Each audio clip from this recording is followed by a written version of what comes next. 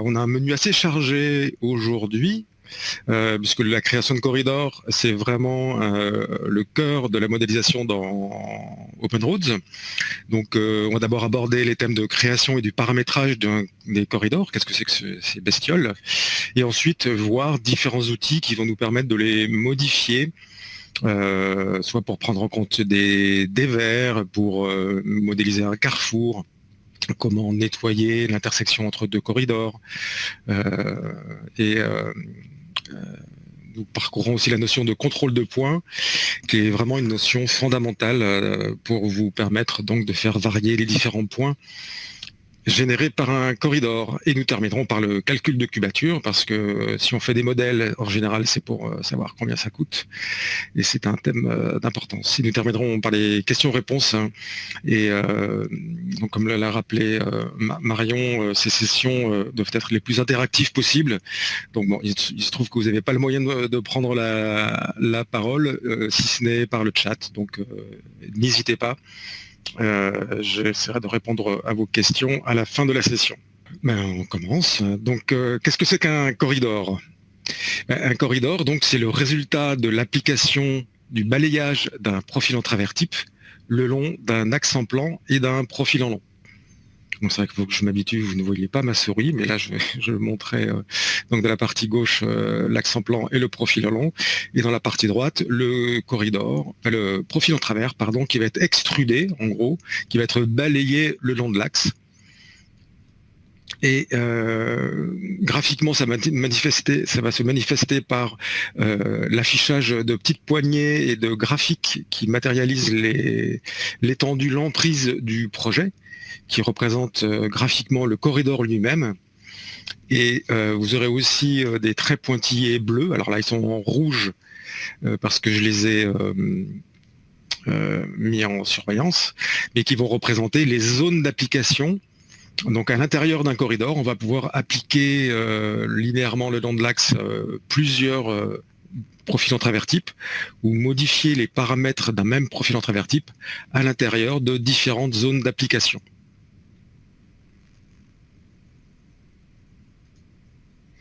Le résultat de l'application d'un profil en travers type dans un corridor conduit donc à la génération des composants 3D. Donc c'est pour ça que on se permet de dire à Bentley, avec raison, je pense, qu'OpenRoads est un modeleur BIM, c'est-à-dire que le résultat de la modélisation est ce sont des composants 3D. Alors je m'excuse parce que là, Laurent me dit qu'il ne voit rien. Alors comme c'est le PowerPoint, ça doit être dans la vue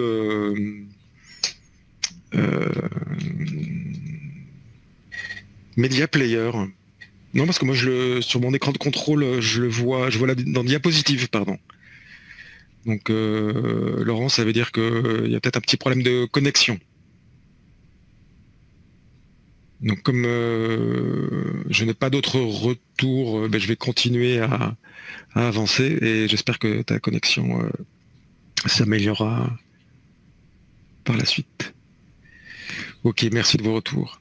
Donc les résultats de la modélisation, ce sont directement des composants 3D avec attributs qui disposent donc de leurs propres informations que vous pouvez d'ailleurs personnaliser par le biais des item types, des types d'éléments. Donc ces objets sont générés dans le modèle 3D et pour chaque définition d'objet, vous pouvez aussi demander à ce qu'il soit généré en plan. Donc j'ai affiché là l'arborescence d'OpenRoads où on voit pour les bords chaussés là qu'en particulier donc créé en plan et mis sur vrai de façon à permettre de pouvoir s'accrocher sur ces objets en plan et de les utiliser par la suite. Donc par défaut, dans la configuration française qui est livrée jusqu'avec la 10.07 d'OpenRoads, pour tous les définitions d'objets générées par par les corridors, c'est mis à faux, parce que jusqu'à présent, donc les découpages de corridors ne découpaient pas ces objets, et donc on avait une cohérence entre la vue en plan et le modèle 3D. Mais comme on se sert de moins en moins des découpes d'objets, et que c'est très pratique quand même d'avoir ces objets en plan, je vais remettre pour la version 10.8, en particulier pour les chaussées, les entrées en terre, le fait que ces objets soient disponibles depuis la vue en plan, et donc ce sera activé par défaut sur vrai. Sinon, vous pouvez tout à fait venir les changer dans le fichier actif une fois que le corridor a été généré. Tout est gouverné dans OpenRoads par des définitions d'objets, et les corridors ne dérogent pas à la règle.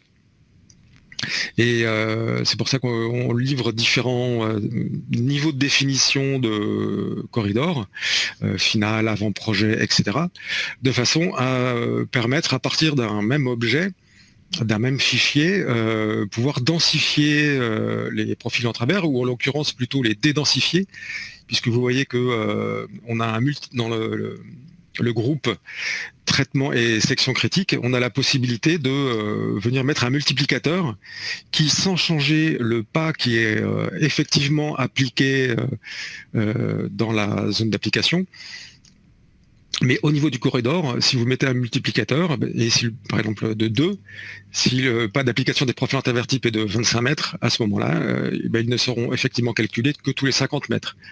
Donc si vous avez un très très long projet, ou si vous allez sur une machine un peu moins puissante, ou si vous êtes juste en avant-projet, on peut, grâce à ce genre de réglage de multiplicateur, venir densifier ou pas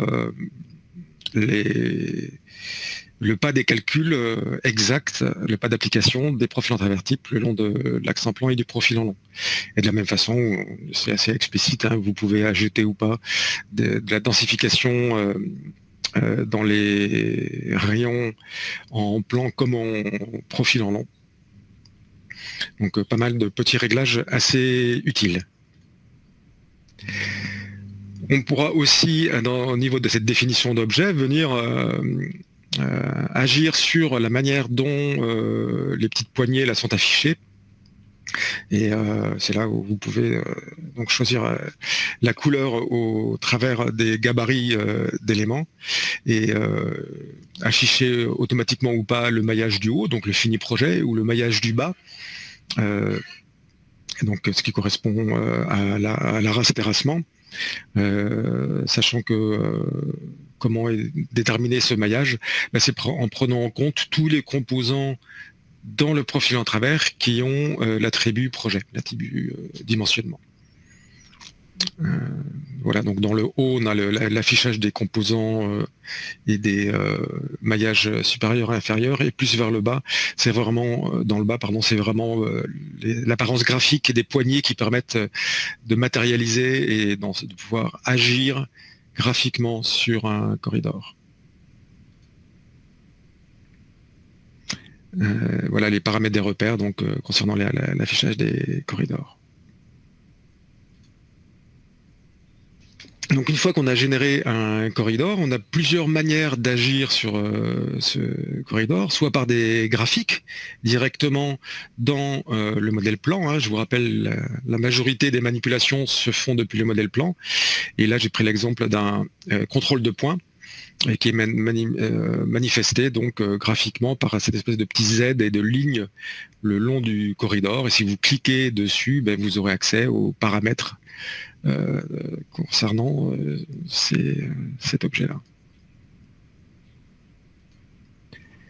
Vous pourrez bien sûr aussi utiliser l'explorateur de projet. Hein, c'est quand un projet devient assez complexe, quand vous avez une multitude de carrefours, de bretelles, s'en sortir graphiquement, c'est pas toujours évident. Et l'explorateur de projet, lui, vous permettra sans coup férir de venir désigner et accéder aux différents composants et paramètres de vos corridors. Et donc l'arborescence est indispensable la plupart du temps. Et enfin, vous avez la notion de, l'outil qui s'appelle objet corridor, donc qui apparaît sous la forme d'un petit seau bleu dans l'interface d'OpenRoads et qui vous permet donc, à partir d'une seule interface, d'accéder aux différents paramètres, aux différents composants d'un corridor, que ce soit le profil en travers type que vous avez appliqué, les axes secondaires, les PK clés, etc., etc. Et ce qui est intéressant de noter, c'est que vous avez la possibilité directement depuis cette interface de venir agir sur le corridor, avec en particulier dans le petit rectangle rouge, là vous avez la notion de verrou, puisque donc chaque fois que vous ferez par défaut, chaque interaction que vous aurez dans cette interface va agir directement sur le modèle et le moteur d'OpenRoads va réactualiser le projet. Donc si vous êtes en train, par exemple, d'éditer tout un tas d'une dizaine de contrôles de points, ça va être un peu fastidieux de à chaque fois devoir attendre que la modification soit effectuée pour pouvoir passer au prochain. C'est pour ça que vous avez la possibilité de cliquer sur le verrou, donc de verrouiller temporairement le corridor. Ensuite, vous pourrez faire toutes vos modifications sans mise à jour du projet, donc très rapidement. Et ensuite, une fois que vous aurez fait vos modifications, vous pourrez cliquer sur le verrou de façon à, cette fois, déclencher la mise à jour du corridor. Donc, lorsque vous avez des modifications par lot, c'est toujours intéressant de faire comme ça. On verrouille le corridor, on fait les modifs et on déverrouille. Comme ça, on a le meilleur des deux mondes, un modèle interactif, mais que l'on peut verrouiller temporairement de façon à pouvoir le modifier plus rapidement.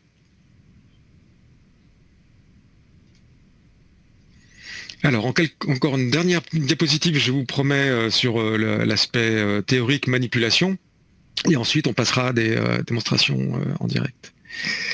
Donc une fois qu'on a créé un corridor, je voulais présenter les principaux outils de modification de corridor, et donc en particulier la notion de zone d'application de profil type, qui vont représenter donc les sections d'abscisse sur lesquelles vous allez appliquer un profil type particulier.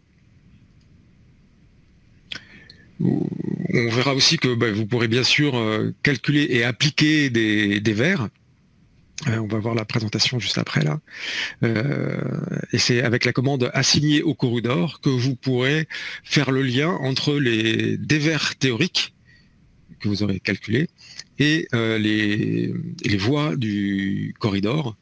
Et donc, en utilisant la commande assigner au corridor, OpenRoads créera pour vous les contrôles de points, puisqu'il ne s'agit que de ça, que de contrôles de points qui permettent donc d'appliquer les dévers.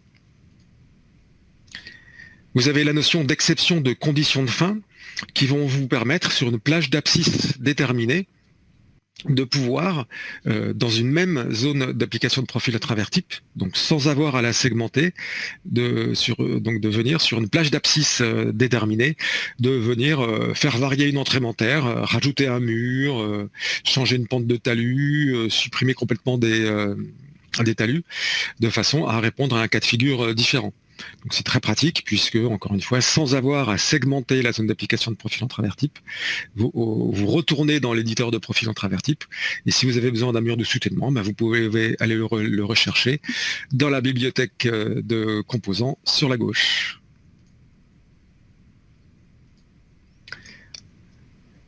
Il y a aussi la possibilité de forcer le calcul exact, l'application du profil en travers type à un PK donné, puisque par défaut, donc, le profil en travers type va être appliqué au pas que vous avez paramétré dans la zone d'application, et y compris avec une densification dans les courbes, si tel est le cas dans la définition d'objet du corridor.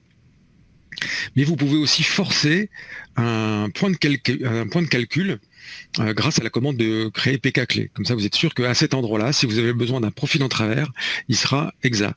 C'est-à-dire que les entrées entières seront calculées exactement pile au droit de l'abscisse désignée par le PK clé. Un autre aspect très intéressant et vraiment unique d'OpenRoads Designer, c'est la possibilité de désigner un axe comme axe secondaire. Donc là, j'ai pris l'exemple d'un contrôle de points. Donc, vous voyez que là, le corridor s'élargit le long de la ligne bleue. Donc j'ai fait un contrôle de points et on voit que le bord chaussé, le marquage la suit cette ligne de contrôle. Par contre, ce qu'on voit aussi, c'est que l'ensemble du profil en travers est toujours appliqué perpendiculairement à l'axe de référence du corridor. Ce qui fait que lorsqu'on arrive vers la fin du corridor, le trottoir, là, en fait, il est faux parce qu'il est appliqué perpendiculairement au corridor. Donc, si je mesure la largeur du trottoir perpendiculairement au trottoir, ce qui est logiquement ce qu'on doit faire, le projet est faux parce que je n'ai pas la largeur souhaitée. Il va me suffire donc d'activer l'option axe secondaire quand je fais le contrôle de points, ou de désigner cet axe comme axe secondaire, pour que, à partir du moment où OpenRoads, en appliquant le profil en travers type, rencontre cet axe,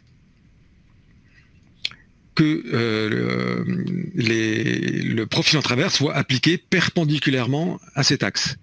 Et on voit donc dans cette deuxième image que cette fois le projet est correct, que le trottoir va bien avoir la largeur nominale tout au long de la ligne de contrôle, puisqu'encore une fois, donc, la ligne de contrôle bleue a reçu l'option axe secondaire. Donc on voit bien la différence. On voit bien la différence entre ce modèle et celui-là. Donc la notion d'axe secondaire. Enfin, donc, les contrôles de points et les axes secondaires permettent de contrôler graphiquement un profil en travers type qu'on a appliqué linéairement le long de l'axe. Et on a la possibilité d'utiliser des contraintes paramétriques. Donc, il aura suffi dans la définition du profil en travers type de venir définir une étiquette. On rentre simplement un champ texte pour ensuite pouvoir manipuler la valeur correspondante par une plage d'abscisse par le biais donc des contraintes paramétriques. Donc pour tout ce qui est pente de talus, largeur, etc., ça sera plus pratique de modifier paramétriquement ces valeurs que de devoir créer un objet 3D qui le correspond. Et bien sûr, on verra une application donc, où j'ai créé les contraintes paramétriques en un mode interactif, sachant que vous avez aussi la possibilité d'importer, d'exporter des contrôles de points si vous avez un nombre important d'objets de contrôle à faire et que l'interface de création de contrôle de points par contrôle de points serait trop fastidieuse. Vous avez enfin la possibilité donc d'appliquer des élargissements de courbes avec des formules, des formules d'élargissement de courbes qui vont automatiquement créer les contrôles de points adéquats de façon à avoir un modèle correct dans les courbes.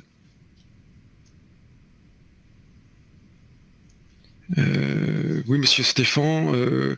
Oui, en fait, le module de type Sublic Composer, je pense, c'est un peu l'ensemble du mécanisme que vous permettent donc l'application des profils en travers type et la notion de cellule civile qu'on va voir aussi juste après cette diapositive. Et donc je termine par ce qui est un des points fondamentaux donc de la modification d'un corridor, c'est la notion de profil en travers type, sur lequel on reviendra en détail. Il y aura encore 2 autres diapositives de présentation des contrôles de points, où l'idée donc c'est de partir d'un point qui a été généré, extrudé par le profil en travers le long de l'axe, et qu'on vient ensuite torturer, modifier pour répondre à des points de modélisation particulière. Donc on va voir un exemple maintenant dans le détail. Alors pour illustrer la création d'un corridor, j'ai fait le choix d'une organisation, je pense assez classique dans un projet réalisé avec OpenRoads, dans lequel donc on va travailler par référence. C'est-à-dire que là je suis dans le fichier dans lequel je vais générer le corridor, la géométrie est dans un fichier à part, les dévers vont être stockés dans un autre fichier. Et j'aurai un autre fichier appelé contrôle dans lequel je stockerai des éléments qui vont me permettre de contrôler les corridors, comme par exemple d'ajouter des places de stationnement, de me connecter sur un seuil, donc voilà, de pouvoir contrôler les lignes par défaut du corridor, d'effectuer des raccords sur des carrefours, etc. Donc ça dans un fichier contrôle à part. Et enfin un fichier DVR qui pour l'instant est vide, dans lequel je stockerai les DVR. Donc pour la création du corridor,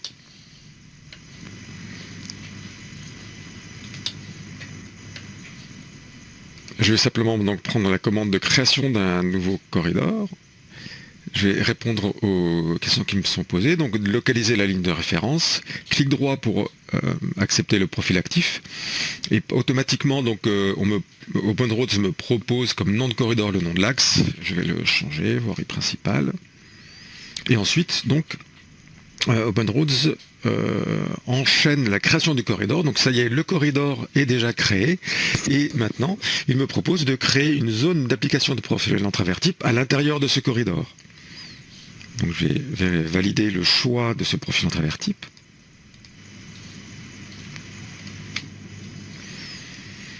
Et appuyer sur Alt sur le clavier pour verrouiller du début, Alt verrouiller jusqu'à la fin. Valider le pas des profils, donc là par défaut ça va être 25 mètres. Et 0 pour les longueurs de transition. Voilà, donc le résultat de l'application, c'est que dans la vue en plan, donc j'affiche automatiquement les graphiques du corridor, la zone d'application de profil en travers type, et dans le modèle 3D,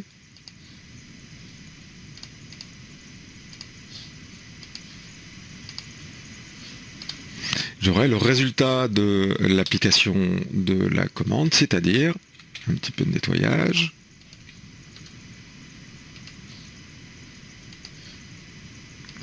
Les composants générés à partir de l'application du profil en travers type. Maintenant, on va peut-être appliquer des dévers à cette route, et pour ça, donc, je vais venir, c'était celui-là, ouvrir le fichier de dévers.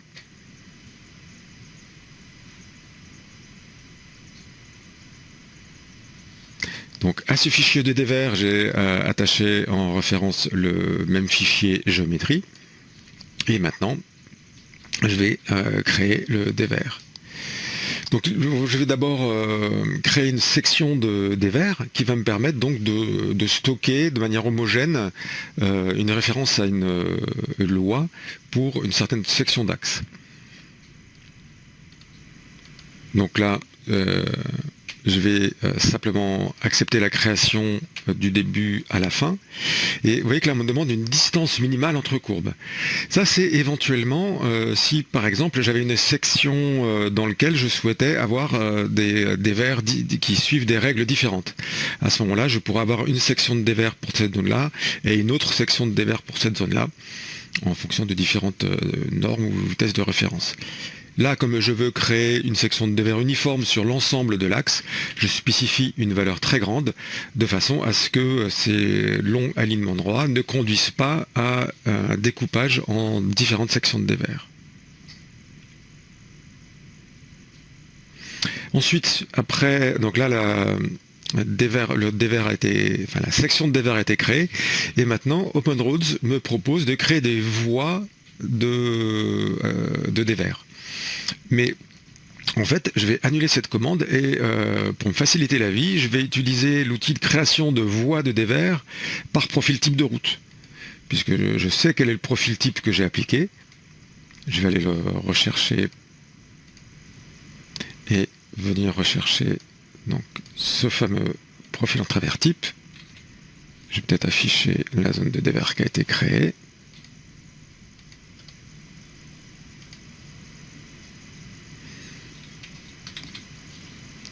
Et si je les affiche, donc automatiquement, à partir du profil en travers type, OpenRoads a créé les voies de dévers sur lesquelles je vais pouvoir appliquer les dévers. Alors comment ces voies ont été créées? En venant rechercher les points de dévers pour lesquels l'option dévers a été choisie. Donc si j'affiche les paramètres de ce point, je vois que est coché indicateur de dévers. Donc indicateur de dévers est coché pour l'axe et ces points nominaux sur lesquels donc j'appliquerai les dévers. Et automatiquement donc OpenRoads va créer les voies de dévers, des voies théoriques donc sur lesquelles seront appliqués les dévers. Et une fois que ces dévers auront été calculés, en retour on viendra les appliquer à ces points par l'outil, donc appliquer dévers à corridor. Donc comme ça, on va prendre en charge le dévers de la chaussée. Et pour le dévers de l'accotement, vous voyez que là, on applique la règle des 4%. Hein. Si le dévers est supérieur à 4%, à ce moment-là, on a un basculement automatique du dévers. Et par contre, en dévers inférieur, là, la chaussée suit l'accotement suit le dévers de la route. Et ceci, comment on s'est appliqué? En appliquant donc la règle de basculement de dévers, donc de renversement pardon de dévers, dans lequel on va décrire une loi qui va lier donc la pente entre le point de départ et le point parent. Donc le point de référence c'est l'axe, point de référence. Le point parent, c'est le point de départ du calcul de la pente de l'accotement, donc c'est la fin de la chaussée. Et on va décrire par un tableau la correspondance entre le dévers principal et la pente qu'on souhaite appliquer, avec différentes stratégies pour fixer ce dévers d'accotement. Donc comment lire ce tableau? On va partir des valeurs les plus négative, donc de moins l'infini à 4%, à ce moment-là, la différence relative de pente de l'accotement vers la pente de la chaussée est de 0. C'est-à-dire qu'en fait, les dévers sont les mêmes. Ensuite, quand on est entre moins 4 et 4%, on a la même règle, la différence relative est de 0, c'est-à-dire que le dévers de l'accotement est lié au dévers de la chaussée. Et enfin, à partir du moment où on est supérieur à 4%, à ce moment-là, enfin supérieur ou égal, là, à ce moment-là, le dévers de l'accotement est à pente fixe et moins 1,5% et donc penté vers l'extérieur de la chaussée. Voilà donc comment on peut introduire des règles de dévers directement dans le profil en travers type en ce qui concerne l'accotement.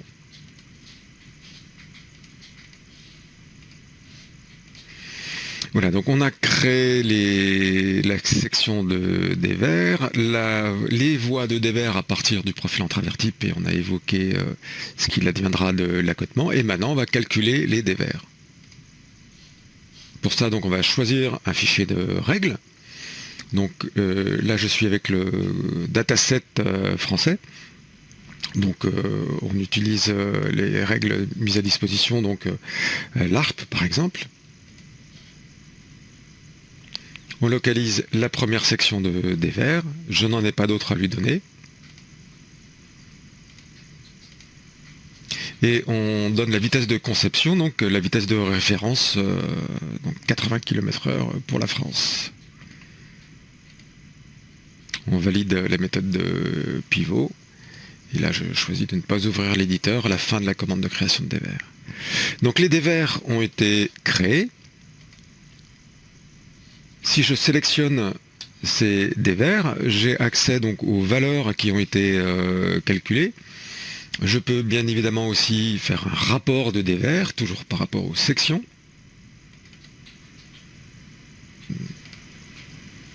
Un rapport de dévers. Et donc on a le choix de plusieurs listings. Donc d'abord la chaussée gauche et ensuite la chaussée droite. Ce qu'on peut aussi faire maintenant, c'est ouvrir la vue de dévers.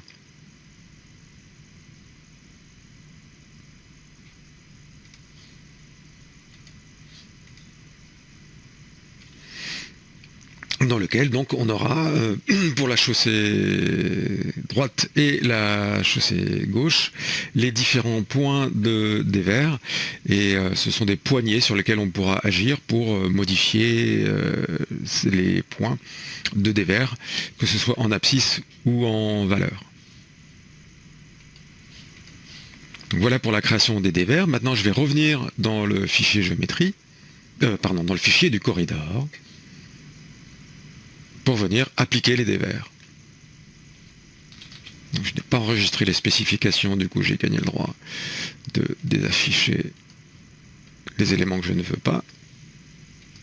Et maintenant on va créer un lien entre les dévers que l'on vient de calculer et le corridor.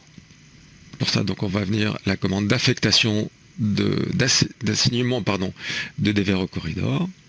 Donc, le dévers, le corridor.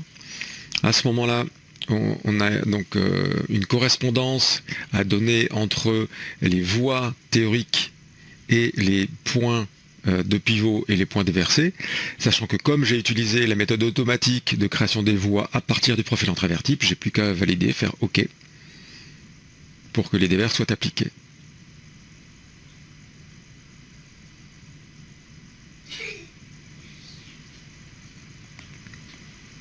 Et là, vous venez d'entendre mon fils qui vient de rire parce qu'on est en confinement et donc voilà. Voilà, donc les dévers ont été appliqués. Pour vérifier cela, je vais ouvrir une vue de profil en travers.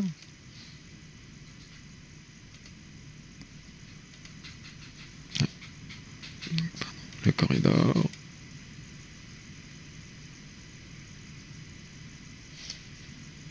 Donc je vois déjà avec ces codages couleurs que les points déversés donc ont bien été déversés.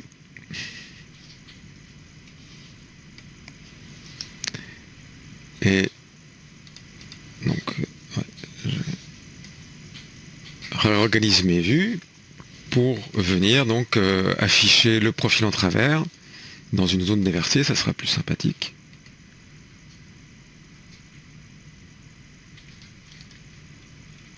Et voilà, donc les dévers ont été appliqués, transférés sous forme de contrôle des points au corridor. Et pour vérifier cela, je peux utiliser l'outil objet de corridor. Et dans la partie contrôle de points, donc c'est la conséquence de la commande d'assignement des dévers au corridor, les contrôles de points ont été créés automatiquement pour venir donc aller rechercher les dévers calculés dans les voies de dévers.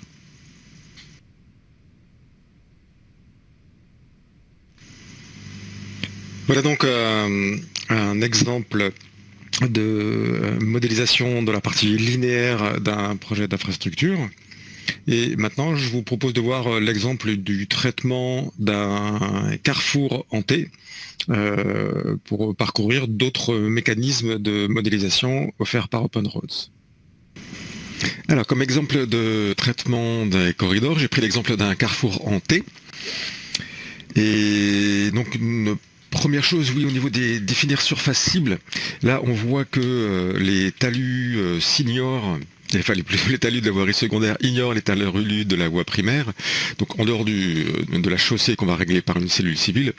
Donc si vous souhaitez que les talus d'un corridor prennent en compte les talus ou la surface plus généralement d'un autre corridor, à ce moment-là on va pouvoir utiliser la notion de surface ciblée, où donc pour ce corridor, on voit qu'on a les différents modèles de terrain qui sont dans le fichier ou attachés en référence, et les autres corridors.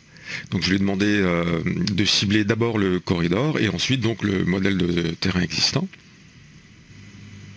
Et on voit à ce moment-là qu'au moins au niveau des talus c'est plus correct, puisque maintenant les talus de la voirie secondaire s'appuient sur les talus de la voirie primaire. Donc c'est extrêmement intéressant parce que c'est dynamique, hein. Si j'ai une modification de l'un des deux corridors, le projet sera recalculé. Et d'autre part, comme les cubatures volumétriques sont calculées à partir des maillages des talus, les entrées en terre, enfin les cubes seront cohérents avec les entrées en terre.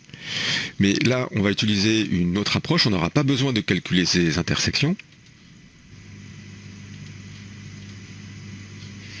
puisqu'on va utiliser une cellule civile où on va donc tenir en compte de l'élargissement du carrefour et du coup avoir un calcul beaucoup plus logique et naturel des talus. C'est parti. Donc cellule civile dans détail de modèle.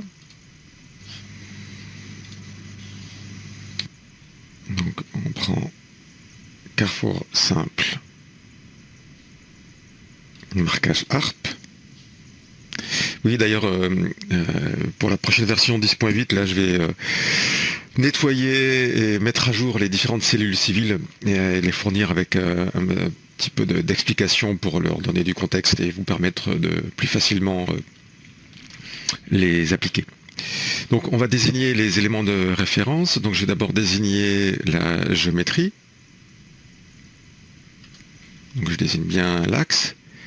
Ensuite, donc, le bord chaussé, enfin le marquage, le bord chaussé et la géométrie, l'axe de référence.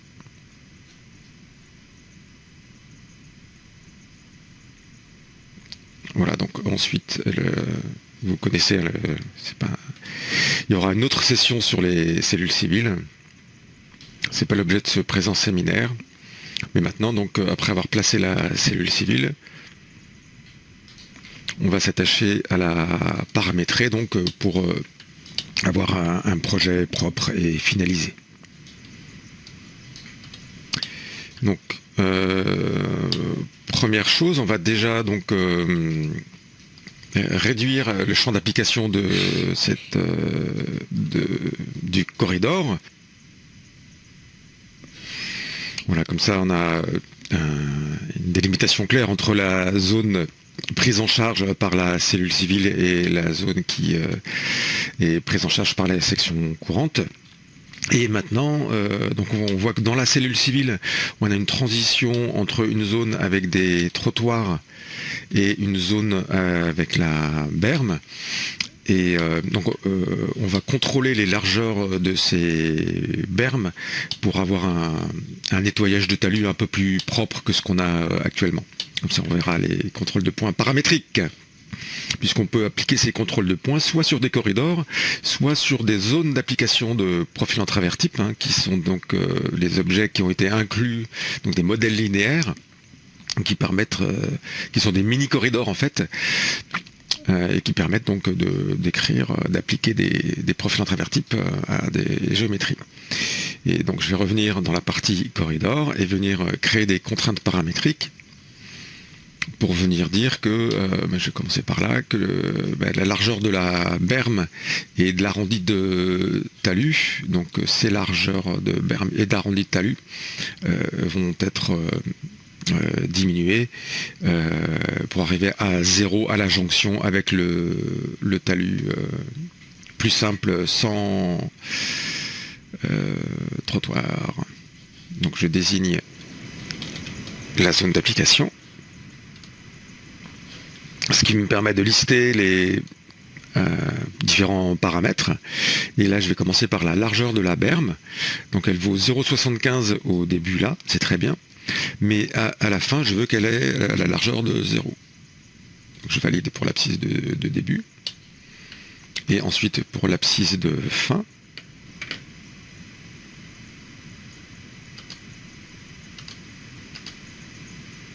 Donc l'abscisse de fin c'est 31,52. Et je vois instantanément donc le projet être mis à jour. Je vais faire pareil pour l'arrondi de talus. Donc de 0.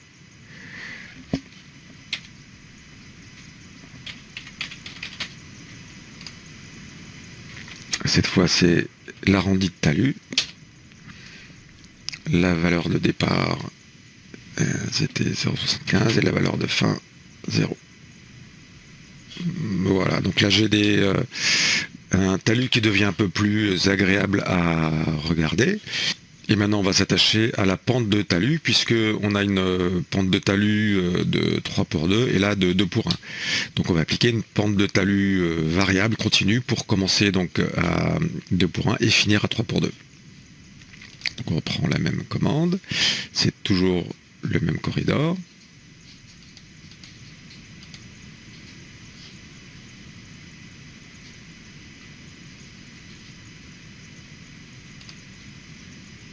Du début à 31,52 et la contrainte, donc cette fois c'est la pente de talus de remblai qui vaut au départ donc 50% et qui à la fin vaut 3/2.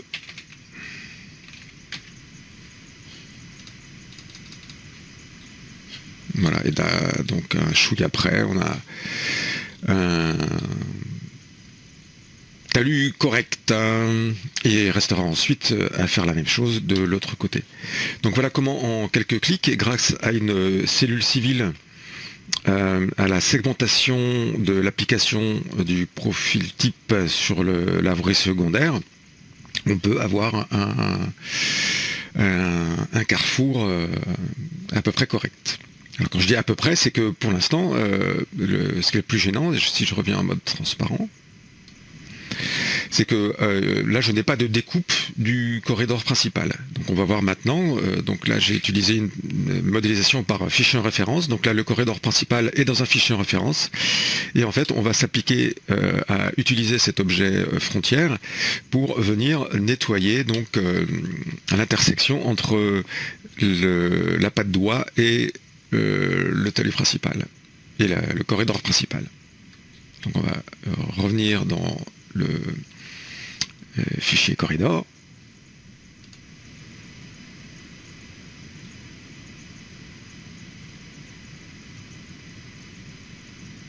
Donc on va nettoyer un peu la vue, parce que là il y a un peu trop de monde, donc on ne veut pas avoir le TN. Et la 3D, on la verra plus tard. Voilà, donc alors on va voir la méthode la plus simple qui va consister à segmenter la zone d'application de profil en travers type du corridor principal et venir appliquer, enlever les talus dans cette zone-là. Et on verra ensuite que dans la version 10.8, donc dans la nouvelle version, dans la prochaine version de Point Roads, ce qu'on va pouvoir faire, c'est utiliser cet objet pour contrôler la disparition automatique des talus à partir du moment où on aura ajouté cet objet en tant que référence. Donc comment ça marche, ou comment ça va marcher dans cette nouvelle version? Si j'édite le profil en travers type appliqué au corridor principal,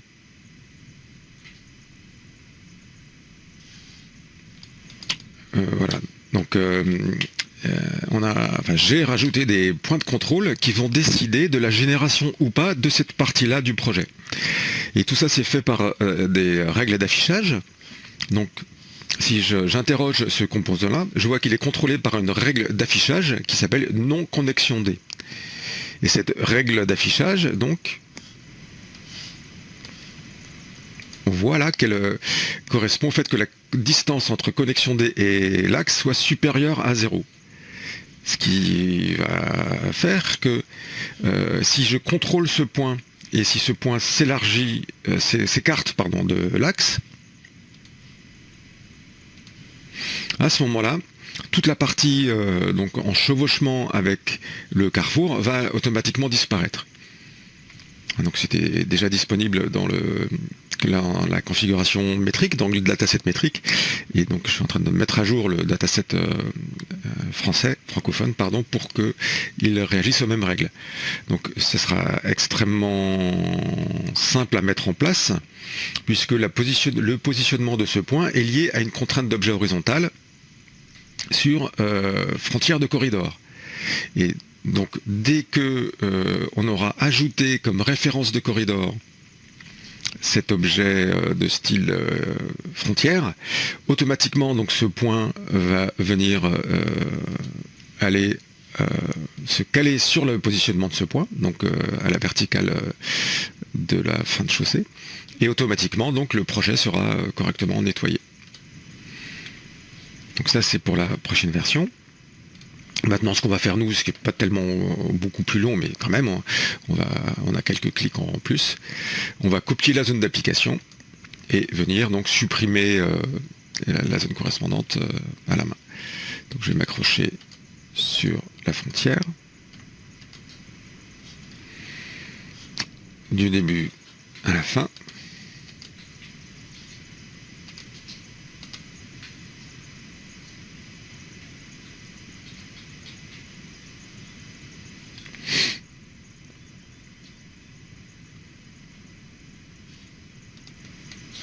Je vais venir donc éditer cette zone d'application de profil en travers type pour supprimer les talus, les composants dont je ne veux plus.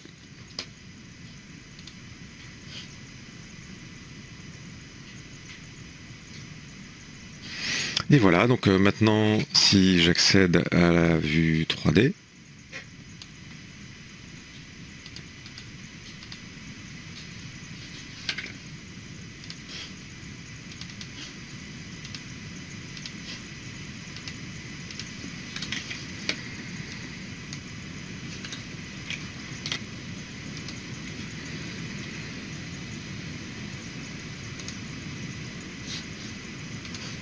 et voilà, donc le projet est entièrement, est terminé.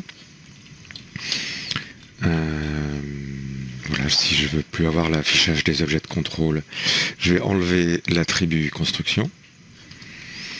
Et on a un carrefour donc qui, grâce au contrôle paramétrique, là, vous voyez bien qu'on voit bien le changement de largeur de la berme et de l'arrondi de talus.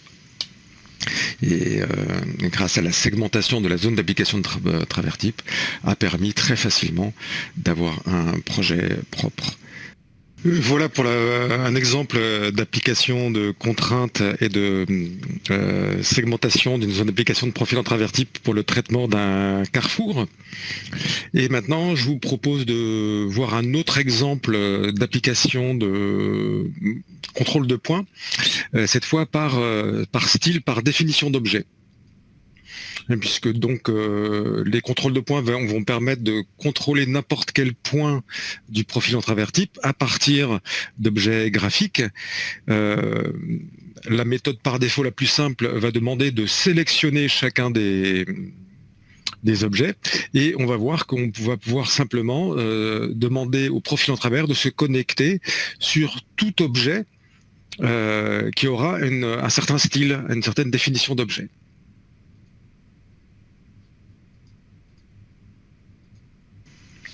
Alors, pour illustrer la création d'un corridor,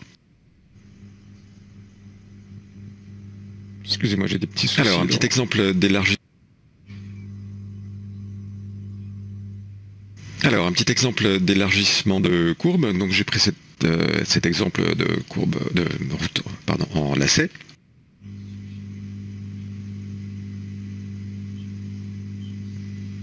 Comme exemple de contrôle de points par définition d'objet, je vais prendre cet exemple où donc ce corridor, sur la fin là, on voudrait que le bord chaussé suive ces surlargeurs qui sont en place des parcs des places de stationnement. Donc, on pourrait très bien faire un contrôle de points individuel sur chacune des entités graphiques, mais s'il faut le répéter à chaque fois qu'on en a, en urbain, ça va être un peu compliqué. C'est pour ça qu'on a la possibilité de faire un contrôle de points par définition d'objet. C'est-à-dire que là, les objets ont une définition d'objet de type contrôle 2. Et donc on va on va demander à ce point de chaussée là de suivre toutes les surlargeurs de définition d'objet contrôle 2. Donc on va commencer là et finir un peu après. Place stationnement fin droite. Le point donc c'est la chaussée droite, mode horizontal. Et donc le type de contrôle, c'est définition d'objet. Et on va prendre les définitions d'objet de type C, ligne contrôle 2. Et on va aller rechercher ces lignes jusqu'à 20 mètres de l'axe. On n'utilise pas comme axe secondaire. Pour simplifier le calcul pour cet exemple.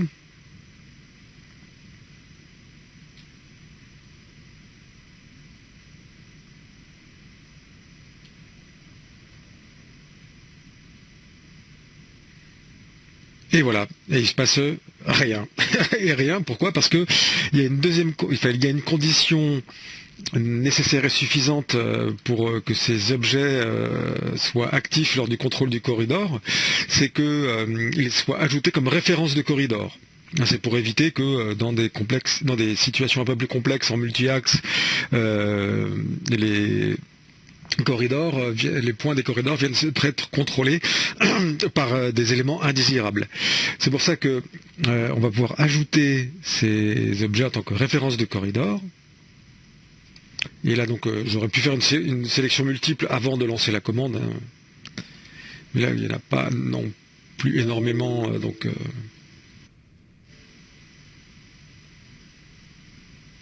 Et voilà donc. Les points ont été ajoutés en tant que contrôle et ceci donc va permettre d'ajouter des contrôles de points dans ce qu'on a des éléments multiples à ajouter. Alors un petit exemple d'élargissement de courbe. Donc j'ai pris cet exemple de courbe en lacet et donc on va aller dans les champs de modification des corridors pour créer un élargissement de courbe. On va désigner le corridor, ce qui va te permettre ensuite de renseigner les différents champs. Donc on verrouille du début, on verrouille à la fin. Je l'appelle lacet gauche, on va l'affecter à la chaussée gauche, donc c'est le bord où est appliqué le marquage. Et j'ai été chercher donc des tables de paramètres livrées par défaut avec OpenRoads en version française. Enfin, dans le country kit plutôt, dans les datasets. Et j'ai validé les différentes options.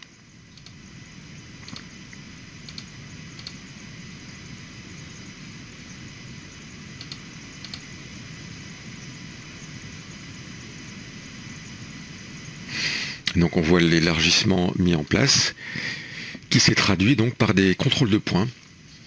Donc je vais faire la même chose pour la partie droite.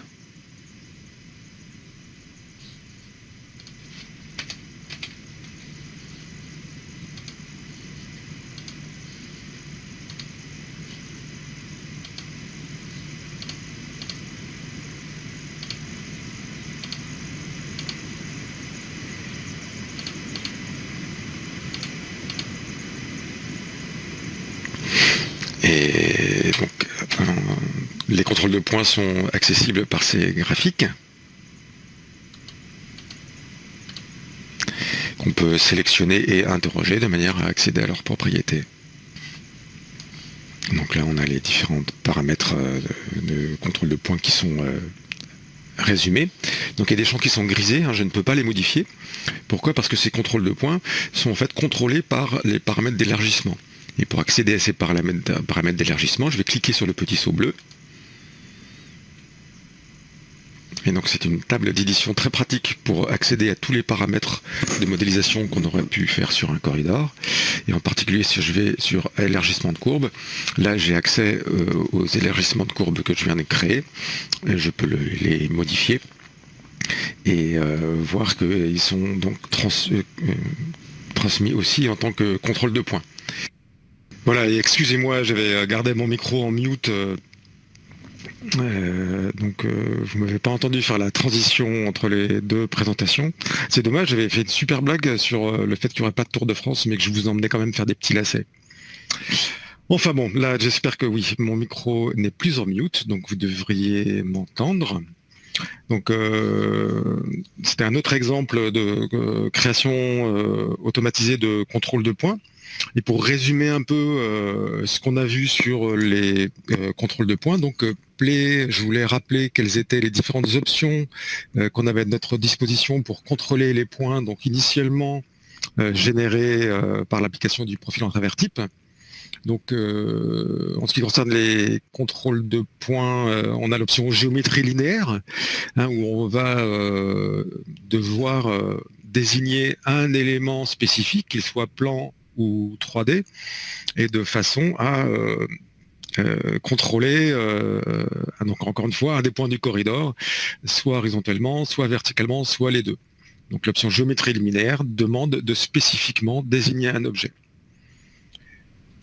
Ce qu'on a vu dans l'exemple sur les places de stationnement, c'est que si on avait un nombre important d'entités à venir intégrer dans le modèle, à ce moment-là, il sera plus avantageux d'utiliser la notion de contrôle par définition d'objet, donc la deuxième option, où à partir du moment où les entités, les lignes ont la bonne définition d'objet et sont désignés comme étant référence du corridor, à ce moment-là, ils seront utilisés et donc encore une fois, ils pourront contrôler les points du profil en travers type. Et il y a une troisième stratégie qui va de manière similaire permettre donc en ajoutant des lignes 2D ou 3D en référence au corridor, on pourra contrôler des points du profil en travers type. Mais là, il y a une option spéciale, si on veut contrôler un corridor par un autre point de corridor. Par exemple, pour assurer des jonctions dans des bretelles, des zones d'échangeurs, etc., etc. Donc la définition d'objet, on va pouvoir ajouter en référence au corridor des objets 2D, 3D qu'on aura mis en référence depuis un autre fichier, même AutoCAD. Et alors qu'avec objet de corridor, on va récupérer directement dans l'interface des points d'un autre corridor. Et enfin, donc, il y a une dernière option depuis profil type qui va vous permettre donc de venir rajouter en tant que point de contrôle une ligne qui aura une certaine définition d'objet, mais cette fois avec la particularité que la définition d'objet aura été spécifiée dans le profil en travers type lui-même. Donc j'ai un peu évoqué le cas de figure lors de la création du corridor pour automatiser le nettoyage de l'intersection entre la voirie principale et la patte doigt ou la bretelle en élargissement. Donc ça peut aussi s'appliquer comme dans cette image, où pour un profil en rechargement, il y a un point qui s'appelle rive existante gauche, rive ext G, et vous voyez que dans le bas de la boîte de dialogue est cochée l'option contrainte d'objet horizontal. Et on spécifie ensuite une définition d'objet, un style d'objet, chaussée existante gauche. Ça veut dire quoi? Ça veut dire que à partir du moment où une ligne aura cette définition d'objet et sera mise en référence au corridor, automatiquement, le point viendra se mettre au déport considéré, et donc l'objet qui aura cette définition d'objet viendra contrôler automatiquement le bord de rive. Donc c'est extrêmement puissant dans ce cadre d'utilisation pour venir intégrer un bord-chaussée existant, mais aussi, comme on va le voir, donc pour venir contrôler le nettoyage d'interaction, disons, entre corridors. Donc on définit un objet cible dans le profil en travers type, et il va suffire donc d'ajouter l'objet de contrôle comme référence de corridor. Donc voilà un petit exemple. Alors pour illustrer cette fonctionnalité de nettoyage automatique des carrefours grâce aux contraintes d'objets horizontales depuis le profil en travers type, je suis passé dans la version 10.8 d'OpenRoads et je suis dans le fichier de contrôle qui va me permettre donc de contrôler les autres corridors. Je ne peux pas utiliser directement cette ligne puisque pour créer cette ligne donc de la cellule civile, je me suis basé sur les bords chaussés du corridor. Il y aura un autre moyen de faire, de travailler uniquement par des ports, mais là j'ai choisi de pouvoir récupérer la géométrie des bords chaussés, et du coup cet objet dépend du corridor, donc du corridor principal, donc je ne peux pas le réinjecter directement dans le corridor principal. Donc ce que je vais faire, c'est je vais simplement le dupliquer.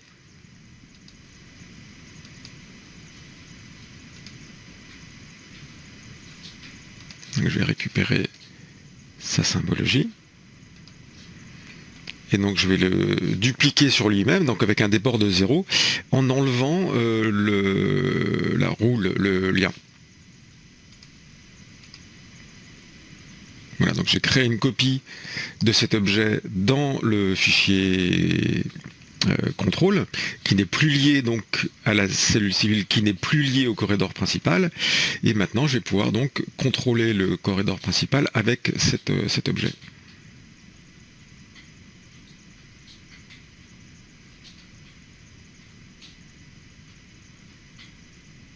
Voilà, donc là je suis dans le fichier du corridor principal.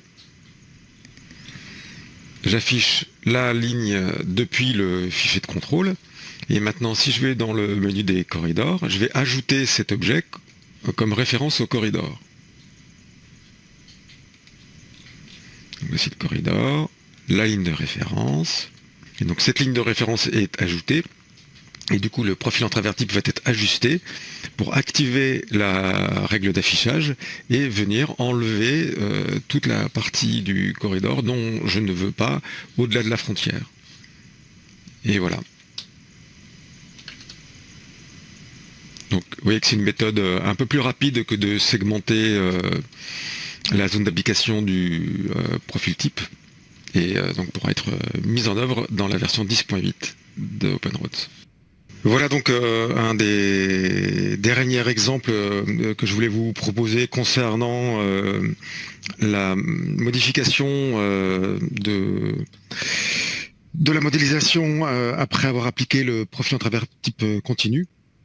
Donc on voyait qu'avec ce genre de mécanisme, on va pouvoir vraiment de manière très efficace modéliser tout type de carrefour, puisque on a vu l'exemple d'une cellule civile en carrefour en T, mais vous savez que vous pouvez créer vos propres cellules civiles, il n'y a pas de limite.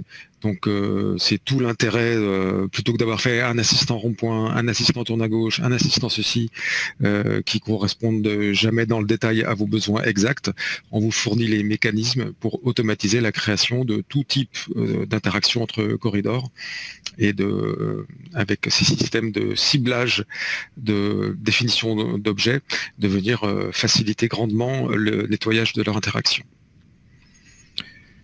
Je voulais maintenant passer sur un autre thème qui est d'importance, je pense, et qui vous intéresse fortement, c'est les calculs de cubature. Hein, puisque en général, c'est un point fondamental dans un projet routier. Donc, nativement, les calculs de cubature se font par rapport par corridor, où depuis donc le menu des corridors, on peut avoir un rapport sommaire des quantitatifs du corridor lui-même. Et on peut renseigner des coûts unitaires pour avoir une estimation rapide du coût du projet. Quand je dis une estimation, parce que vous avez une petite astérix qui vous prévient, qui vous indique que donc si vous avez fait une découpe de corridor, là on n'a pas, j'ai pas illustré ça par une manipulation, mais on a vu ça dans les types de modifications qu'on pouvait faire à un corridor. On peut couper un corridor par rapport à un autre, par rapport à n'importe quelle forme plane que vous aurez dessinée dans le modèle 2D. Mais même si les graphiques, eux, seront coupés, ce rapport sommaire de rapport de composants de corridor, lui, ne tiendra pas en compte des coupes. Donc c'est à réserver au niveau avant projet. C'est vraiment pour avoir une estimation rapide des quantitatifs. Vous cliquez sur le bouton, vous avez le total estimé, vous faites une variante de profil, vous recliquez sur le bouton, paf, vous avez la comparaison immédiate des différents coûts et vous pouvez savoir si la variante que vous envisagiez était intéressante ou pas. Et il y a un deuxième mode de calcul beaucoup plus précis et je pense beaucoup plus intéressant quand on est en phase projet et DCE et en phase d'exé, en particulier pour les entreprises. Hein. Donc OpenRoads ne s'adresse pas seulement qu'aux bureaux d'études, mais aussi aux entreprises de construction, avec un mécanisme qui va nous permettre de générer les déblais remblais en tant que maillage, en tant qu'objet volumétrique. Hein, donc c'est pour ça que j'insiste encore une fois, OpenRoads est un moteur BIM, puisque que ce soit pour les composants chaussés ou les déblais remblais, les décapages, les purges, le rocher, etc., on va pouvoir caractériser ces différents composants, que ceux-ci aient été générés depuis les corridors ou simplement en affectant une définition d'objet à n'importe quel maillage volumétrique. Et donc vous voyez donc l'arborescence d'OpenRoads dans l'image de droite, et là c'est un composant PTBBL, mais tous les composants de maillage, on leur associe une option de cubature. Donc vous voyez qu'il y a pas mal d'options, il y a dimensionnement, existant, aucun, sous-couche, substrat, coupé, rempli, inapproprié, personnalisé. Donc mis à part que faut traduire coupé par déblai et rempli par remblai, ces différentes options vont permettre donc d'automatiser le calcul volumétrique des cubatures. Et en particulier, donc tous les composants de type projet ont l'option de cubature dimensionnement. Ce qui va faire que OpenRoads va calculer correctement les cubatures déblais-remblais grâce à un outil qui va nous permettre de modéliser, de générer les maillages déblais-remblais, et cette fois-ci pas simplement lié à un corridor ou à un axe, comme on pouvait le faire avec les logiciels de génération précédente, mais simplement avec en prenant en compte tous les maillages auxquels on a affecté cette définition d'objet-là. Hein, donc, même par exemple, si vous récupérez un bout de projet qui a été fait dans Civil 3D, par exemple, vous pouvez le mettre en référence, affecter une définition d'objet correspondante de type projet aux couches chaussées et recalculer les cubatures avec OpenRoads. Il n'y a vraiment aucune limite. Ou si vous récupérez un mur de soutènement depuis n'importe quel autre logiciel ou format 3D, encore une fois, en affectant les définitions d'objets adéquates, on pourra intégrer ces objets aux cubatures.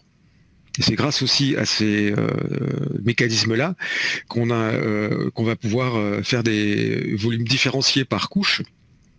Et pour pas rendre le webinaire trop long, je n'ai pas inclus ça, mais je vais faire des petits posts sur le forum Bentley où je détaillerai donc ces notions de qualification des volumes par attribut, pour le permettre des calculs de purge de décapage ou de faire des calculs de hauteur de remblai en hauteur par rapport au fil rouge, à une zone fixe, au terrain naturel, hein, de manière à pouvoir quantifier, par exemple, tout ce qui est remblai de 0 à 1 mètre, c'est tel prix, de 1 mètre à 2 mètres, c'est tel prix. Tous ces calculs-là peuvent être automatisés grâce aux notions de calcul de volume par attribut, avec en particulier la notion de matériaux inappropriés et personnalisés. Et ensuite, donc une fois qu'on aura généré ces maillages, on va pouvoir générer des cubatures sous forme de listing ou exporter le fichier en IFC de façon à avoir donc des composants BIM, des objets 3D, des maillages 3D avec attributs, des composants du projet. Puis les corridors, ou simplement en affectant ces définitions d'objets à n'importe quel maillage volumétrique, on va leur associer des options de calcul de cubature. Donc là, dimensionnement, c'est projet, mais j'ai préparé aussi, par exemple, des volumes de rochers qui ont l'option substrat, des volumes de matériaux impropres, donc inappropriés. Et ils seront automatiquement caractérisés lors du calcul des cubatures. Et concernant ces matériaux impropres, on pourra même donc définir des coefficients de foisonnement, mais surtout diviser ces volumes de maillage entre ceux qui sont donc remplacés ou juste supprimés. C'est-à-dire qu'il n'y aura pas d'intersection avec le projet. Les remplacés, il y aura intersection avec le projet. Donc ce qui va nous permettre de faire des calculs de terre végétale, de décapage de terre végétale extrêmement simplement. De différenciation de volume de rochers, mais ça sort un peu du cadre de cette présentation. Je vais créer des vidéos spécifiques que je mettrai en ligne sur le site des communautés OpenRoads. Et là, on va voir que ce mécanisme va nous permettre d'une part de générer des volumes de déblais et de remblais. Donc là, je suis dans un fichier calcul de cubature. J'ai mis en référence les corridors que je souhaite prendre en compte dans le calcul, donc la voirie principale et la voirie secondaire, dans lequel donc il y a des composants qui dépendent de la cellule civile et des modules linéaires, de ce corridor et de ce corridor. Et simplement parce que les ont été mis en référence, je vais pouvoir calculer, générer les... Je vais pouvoir générer donc les volumes de déblais et de remblais. Là, j'utilise pas les options spécifiques de calcul de terre végétale, etc. Et OpenRoads va générer les maillages exacts qui correspondent aux déblais et aux remblais, et éventuellement aux matériaux spécifiques qu'il y a entre le terrain naturel et le projet au sens large. Et c'est vraiment extrêmement performant et très très précis, puisqu'on ne fait plus des calculs au profil en travers, mais on a vraiment une connaissance, une mesure des composants volumétriques du projet. Donc voilà, les volumes ont été générés, et vous pouvez voir que ce sont des maillages extrêmement détaillés. Donc on sépare le déblai du remblai. Oups, pardon. Et si j'affiche en référence les volumes, vous voyez bien que les volumes de déblai et de remblai sont vraiment extrêmement précis. Pour en avoir les listings, je vais utiliser donc cet outil de rapport des quantités par limite nommée. Donc les limites nommées, ce sont ces outils qui vous permettent de réaliser des mises en page, mais qui permettraient aussi de limiter l'emprise géographique des listings obtenus. Là, en l'occurrence, je demande les cubatures sur l'ensemble du projet, donc je ne donne pas de limite nommée. Et voilà le résultat des cubatures, avec donc les volumes de déblais et de remblais qui ont été générés donc en tant qu'objet 3D avec attributs. C'est pour ça que j'ai mentionné la notion de BIM. Avec, si j'interroge cet objet, de la même façon que pour l'ensemble des autres composants, sur l'onglet géométrie, j'aurai le volume et la surface. Et dans la version 10.8 d'OpenRoads, il y a la surface plane et la surface développée. Parce que là, c'est la surface de l'intégralité du maillage qui n'a peu d'intérêt. Mais le volume, lui, a beaucoup d'intérêt. Voilà, c'était le dernier exemple d'application des corridors que je me proposais de vous montrer dans le cadre de ce webinaire. J'essaye à chaque fois de faire un contenu qui soit adapté aux débutants comme aux gens un peu plus avancés. J'espère que ça a été le cas et que vous n'avez trouvé le contenu ni trop difficile ni ennuyeux pour les gens qui sont plus avancés. Et ce que je vous propose maintenant, c'est de passer aux questions.